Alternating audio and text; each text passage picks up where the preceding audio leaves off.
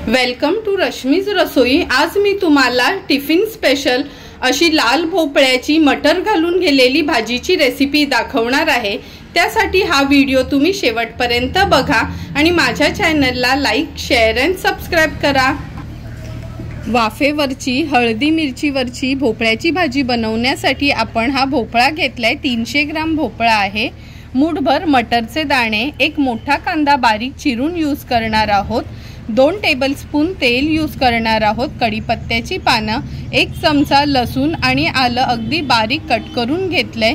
अर्धा चमचा हळद, अर्धा चमचा राई, अर्धा चमचा जिरं, 2 ते 3 हिरव्या मिरच्या, चिमूटभर हिंग, चवीप्रमाणे मीठ, गार्निशिंगसाठी कोथिंबीर आणि थोडंसं खवलेलं ओलं खोबरं आपण यूज करणार आहोत। सर्वात आधी ह्या भोपळ्याचे मी आपल्याला हवेत तसे लहान मोठे पीसेस करून घेते। हे बघा, भोपळ्याचे आपल्या आवडीप्रमाणे फोडी करून घेतलेत आणि स्वच्छ धुतलाय पण। आता भाजी बनवायला सुरुवात करूया। भाजी बनवण्यासाठी आपण गॅसवर हा पॅन ठेवलाय। यात आपण 2 टेबलस्पून एवढं तेल घेणार आहोत। तेल गरम होत आलं की ह्याच्यात आपण पाव चमचा एवढा हिंग घालायचा आहे। हिंग घातल्यानंतर कढीपत्त्याची पानं फोडणीला देऊया। नंतर जिरं अर्धा चमचा, अर्धा चमचा राई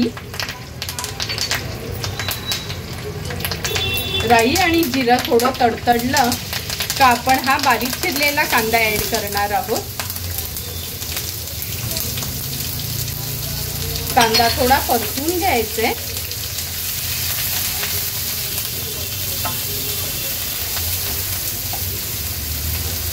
अगदी थोडासा कांदा परतून घेतला की आपण ह्यात हे आलं आणि लसूण अगदी बारीक चेचून घेतले। तुम्ही म्हणजे कट करून घेतलं किंवा क्रश वापरलात तरी चालेल। ह्या हिरव्या मिरच्या आहेत, मी ह्या 2 मिरच्या घेतल्या। तुम्ही आवडीप्रमाणे मिरची यूज करू शकता। आता लो टू मीडियम फ्लेमवर कांदा व्यवस्थित आपल्याला शिजवून घ्यायचे। हे बघा, कांदा आपला व्यवस्थित शिजत आला। आता ह्यात आपण अर्धा चमचा हळद ऍड करणार आहोत। हळद पण तेलातच छान मिक्स करून घ्यायची आहे। गॅसची फ्लेम मी आता हाय केली आहे। हाय फ्लेमवर ह्याला व्यवस्थित आपण मिक्स करून घेणार आहोत। मिक्स करून झालं की यात आपण हे भोपळ्याचे पीसेस ऍड करूया। भोपळा ऍड केल्यानंतर हे मटरचे दाणे आहेत ते पण ऍड करणार आहे। आता व्यवस्थित आपण ह्याला मिक्स करून घेऊया।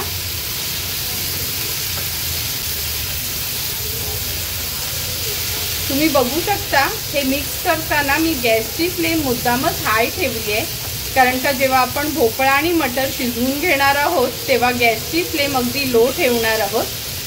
हे बघा, दोन्ही वस्तू आपल्या कांद्यात छान मिक्स करून झाल्यात।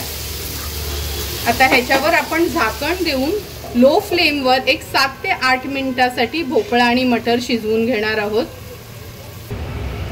अगदी 3 ते 4 मिनिटं झालीत। आपण झाकण काढून बघूया। हे बघा, भाजीला किती सुंदर तेल सुटले। अगदी 2 टेबलस्पूनच तेल आपण यूज केलेलं। भाजी थोडी मी परतून घेते आणि दाखवते। हे बघा, भोपळा जवळपास आपला व्यवस्थित शिजतच आलाय। हे बघा, शिजलाच गेलाय। आता आपण ह्यात मीठ ऍड करणार आहोत। तुम्ही बघितलं असेल मी सुरुवातीला भाजीत मीठ नाही ऍड केलं। जर आपण सुरुवातीलाच भाजीमध्ये मीठ ऍड केलं ना तर भाजीला थोडं पाणी सुटते, अशी छान ऑइली अशी भाजी बनत नाही।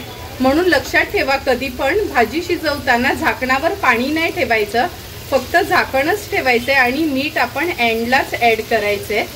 मीठ ऍड करून व्यवस्थित परतून घेतलंय। आता हे खवलेलं ओलं खोबरं ऍड करते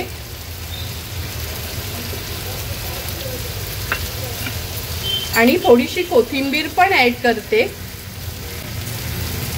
आता हाय फ्लेमवर छान भाजी आपण परतून घेऊया आणि अगदी 4 ते 5 मिनिटातच टिफिनसाठी स्पेशल आपली ही भोपळ्याची भाजी रेडी झाली आहे। आता ही रेडी झालेली भोपळ्याची भाजी आपण सर्विंग प्लेटमध्ये सर्व करणार आहोत।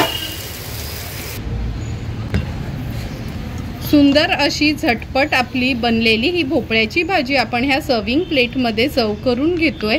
ही भाजी तुम्ही टिफिनला किंवा कोणती स्पायसी आमटी केली तर त्याच्या जोडीला तोंडी लावण्याकरता खूप छान पर्याय आहे।